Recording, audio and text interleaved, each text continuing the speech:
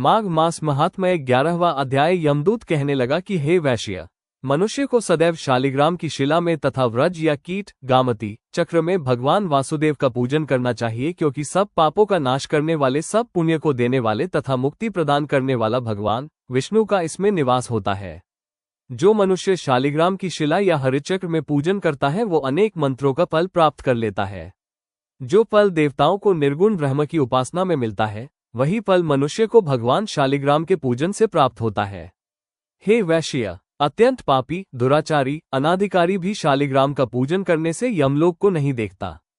भगवान को लक्ष्मी जी के पास अथवा वैकुंठ में इतना आनंद नहीं आता जितना शालिग्राम की शिला या चक्र में निवास करने में आता है। स्वर्ण कमल युक्त करोड़ों शिवलिंग के पूजन से इतना फल नहीं मिलता है।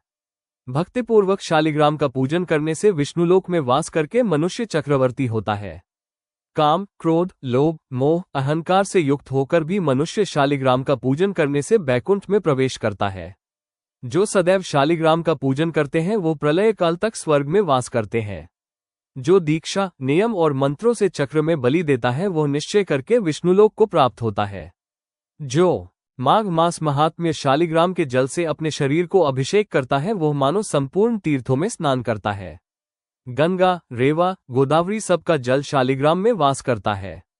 जो मनुष्य शालिग्राम की शिला के सन्मुख अपने पितरों का श्राद्ध करता है उसके पितर कई कल्प तक स्वर्ग में वास करते हैं। जो लोग नित्य शालिग्राम की शिला का जल पीते हैं उनको हजारों हजारों बार पंचगव्य पीने से क्या लाभ। जहां पर शालिग्राम है वो स्थान तीर्थ स्थान के समान ही है। वहां पर किए गए संपूर्ण दान होम करोड़ों गुना फल को प्राप्त होता है। जो एक बूंद भी शालिग्राम का जल पीता है वह माता के स्तनों का दुग्धपान नहीं करता, अर्थात गर्भाशय में नहीं आता। शालिग्राम शिला में जो कीड़े मकोड़े एक कोस के अंतर में मरते हैं वह भी बैकुंठ को प्राप्त होते हैं। जो फल वन में तप करने से प्राप्त होता है वही फल भगवान को सदैव स्मरण करने से प्राप्त होता है। मोहवश अनेक प्रकार के घोर पाप वाला मनुष्य भी भगवान को प्रणाम करने से नरक में नहीं जाता। संसार में जितने तीर्थ और पुण्य स्थान है भगवान केवल नाम मात्र के कारण प्राप्त हो जाते हैं।